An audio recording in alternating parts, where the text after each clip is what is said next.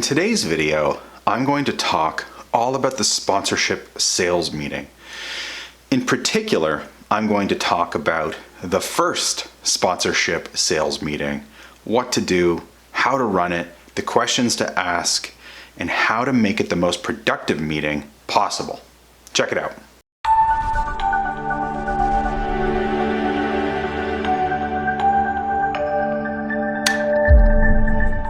Hey everyone, Chris Bayless here from the Sponsorship Collective. Before we dive in, make sure you hit the subscribe button and click the bell icon so that you get alerts every time we have a new video. So let's talk about the first sponsorship sales meeting.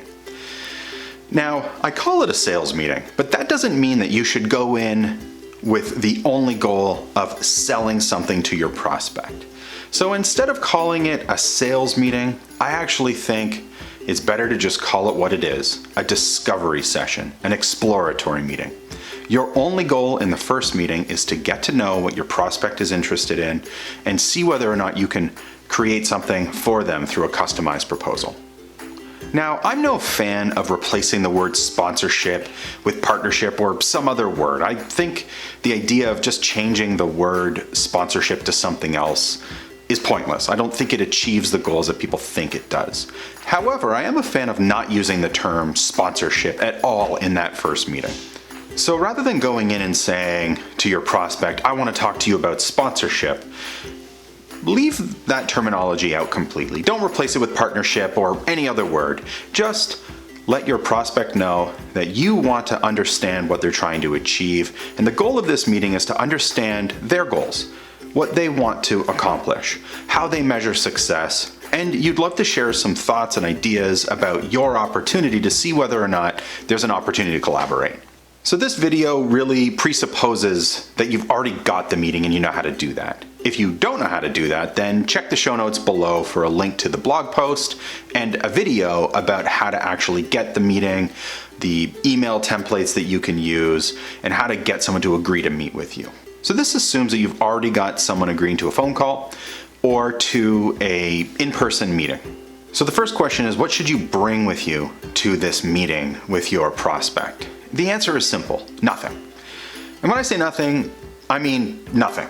Not a sponsorship package, not a one-pager, not a pamphlet, not a leave behind, not a business card, not a pen and paper. I actually mean nothing.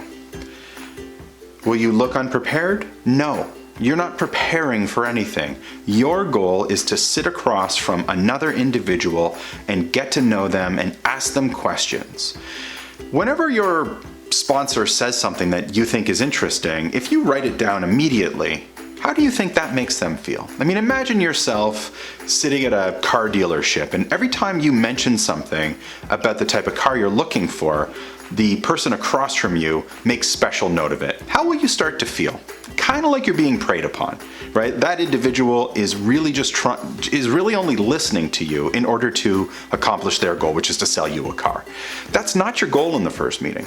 The only goal of the first meeting is to determine whether or not it's worth having a second meeting. It's to determine whether or not you should put together something more formal. It's to determine whether or not you should even move to the next stage. The goal of that first meeting is not to make a list of all the things that you want to sell your prospect. It is simply to get to know them in a structured way. So settle into the meeting, make your small talk, share some funny jokes or some funny observations to get the ball rolling, and then let them know you'd really like to ask them some questions to get a better understanding of what they're trying to accomplish with their business and in their role. This is what we call discovery, or an exploratory meeting. So be sure to check out our blog and check out the show notes, because I'm going to share with you my 37 favorite discovery session questions. You should not ask 37 questions of your prospects in a meeting. You should ask 10 or less. But I want you to feel prepared, so I've written down all of the questions that I've used in recent meetings. The first question I like to ask always is, tell me about your audience. Tell me about your target market. Tell me about your customer. Tell me who they are. Tell me why they work with you. Tell me more about how you acquire customers. What's the thing that a customer does right before making a purchase from you? What kind of things do you want your customers to think of you? What kind of values do you hold that appeal to your target market? I like to ask them what kind of audience data is important to them to help them make a decision. You see, the questions are all around their target market, their audience. I'm not sitting down telling them about our audience. I want them to tell me who their target market is. And if I don't have their target market, I can go back and look through my data to see whether or not we have that audience niche in our broader audience. I like to ask about audience, and then I like to ask about business and marketing goals. I like to ask, how do you move prospects through your sales funnel? What are the steps that they take from the first time you connect with them through to becoming a customer? What kind of things do you struggle with in terms of customer acquisition? Is customer acquisition expensive for you? Are you using a lot of advertising? How do you measure whether or not it's actually driving customers? What sort of messaging do you use in order to drive these prospects into your sales funnel? And I always research my prospects before I have my meeting. And I like to say things like, I noticed that you have a sponsorship agreement with X, with whatever organization or event or whatever. Tell me a bit about that. Why are you doing it? What have you loved about it? What do you dislike about it? What do you wish they would do differently? So think about this conversation so far. It's been all about their audience, all about who they prioritize, all about who they're interested in. And then you've asked, how do they get that client base, those customers, to make purchases? You've asked for examples of ways that they work with their target customer and actually get that customer to take actions that lead to sales. Then I like to ask questions about how they measure success of their marketing and sponsorship budget. What kind of metrics they look for. How do they know when something is working? How do they know when something isn't working?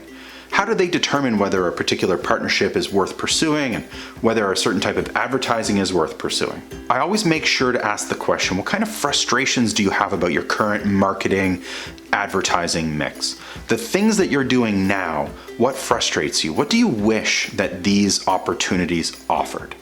And of course I ask, are there any must-have opportunities or benefits or assets that you need to see in your partnership opportunities? Now you want to be careful that you're not just grilling them for 30 minutes. So it's important to ask these questions in a natural way. It's important to make sure the conversation flows, right? These are the soft skills that we depend upon as salespeople.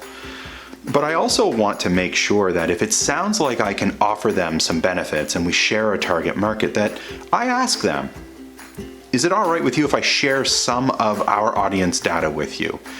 Is it all right if I talk to you about some of the things we've done? I'd love to hear whether or not you think that would actually be effective or maybe what we're missing.